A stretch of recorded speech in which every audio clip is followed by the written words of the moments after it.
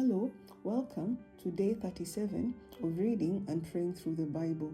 Today we're reading Genesis 37 from the NKJV version. Let's start. Now Jacob dwelt in the land where his father was a stranger, in the land of Canaan. This is the history of Jacob. Joseph, being 17 years old, was feeding the flocks with his brothers, and the lad was with the sons of Bilhah and the sons of Zilpah, his father's wives. And Joseph brought a bad report of them to his father. Now Israel loved Joseph more than all his children, because he was the son of his old age. Also, he made him a tunic of many colors. But when his brothers saw that their father loved him more than all his brothers, they hated him and could not speak peaceably to him.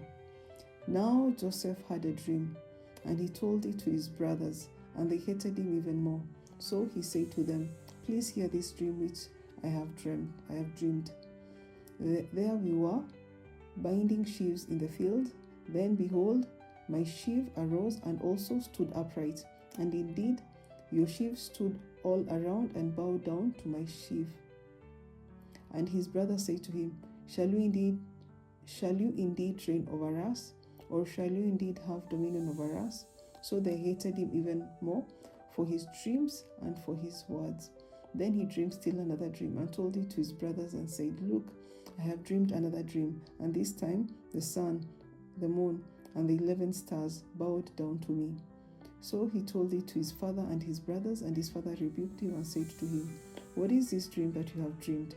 Shall your mother and I and your brothers indeed come to bow down to the earth before you?" And his brothers envied him, but his father kept the matter in mind. Then his brothers went to feed their father's flocks in Shechem. And Israel said to Joseph, "Are not your brothers feeding the flock in Shechem? Come, I will send you to them." So he said to him, "Here I am." Then he said to him, "Please go and see if it is well with your brothers and well with the flocks, and bring back word to me." So he sent him out of the valley of Hebron, and he went to Shechem. Now a certain man found him, and there he was wandering in the field. And the man asked him, saying, "What are you seeking?"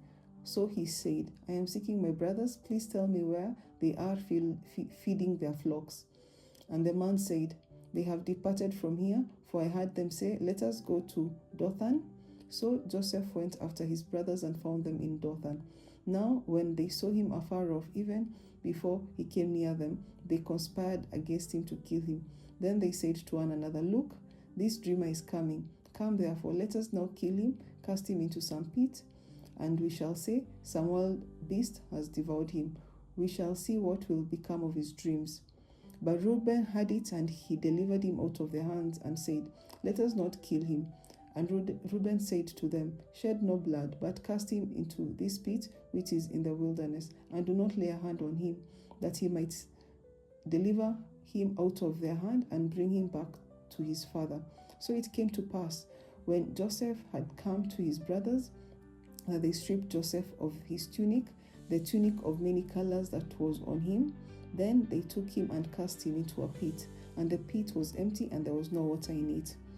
And they sat down to eat a meal. Then they lifted their eyes and looked, and there was a company of Ishmaelites coming from Gilead with their camels, bearing spices, balm, and myrrh, and on their way to carry them down to Egypt. So Judah said to his brothers, "What profit is there if we kill our brother and conceal his blood? Come, let us sell him to the Ishmaelites, and let not our hands be upon him, for he is our brother and our flesh." And his brothers listened. Then Midianite traders passed by, so the brothers pulled Joseph up and lifted him out of a pit and sold him to the Ishmaelites for 20 shekels of silver, and they took Joseph to Egypt. Then Reuben returned to the pit, and indeed Joseph was not in the pit, and he tore his clothes, and he returned to his brothers and said, "The lad is no more, and I, where shall I go?" So they took Joseph's tunic, killed a kid of the goats, and dipped the tunic in the blood. Then they sent the tunic of many colors, and they brought it to their father and said, "We have found this. Do you know whether it is your son's tunic or not?" And he recognized it and said, "It is my son's tunic. A wild beast has devoured him. Without doubt, Joseph is torn to pieces."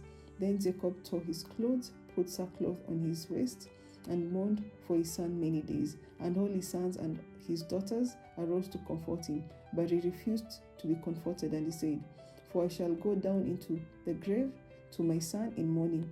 Thus his father wept for him. Now the Midianites had sold him in Egypt to Potiphar, an officer of Pharaoh and captain of the guard.